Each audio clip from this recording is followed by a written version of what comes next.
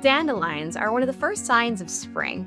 Sure, they may seem like pesky weeds, but they're actually important pollinators. They help improve soil health, and yep, they're edible too. But photographing dandelions in the ground can be a bit tricky. They're delicate, low to the ground, and love to dance in the breeze. So I came up with a setup that lets me take detailed abstract shots before they blow away.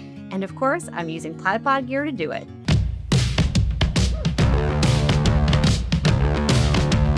Welcome back to Platypod TV. On this channel, you'll find photo tutorials, insights, and interviews. Subscribe so you don't miss out.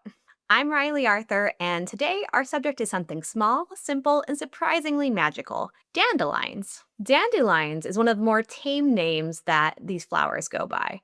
They're also known as lion's tooth, blowball, cankerwort, face clock, pea-bed, wet-a-bed, and Irish daisy. And these are just the English names. The attachments on the wispy balls are called clocks. On this shoot, I'm using the Platypod Delta tripod, a Platypod gooseneck, and a Platypod clamp to hold the stem.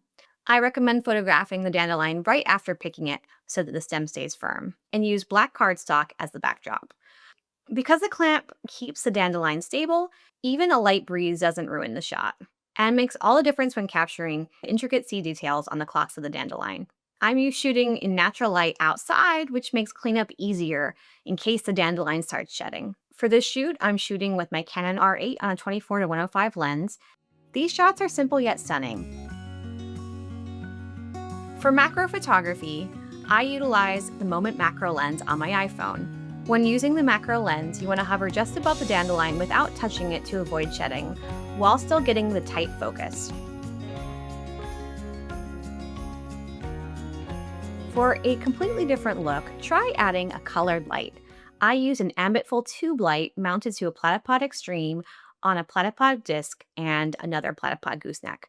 The gooseneck made it easy to change angles, and just shifting the light slightly gives each image a slightly different feel, from dreamy to moody to mysterious. Dandelions are fun, familiar, and free, and this setup is easy to replicate, so it would be a great shoot to do with kids.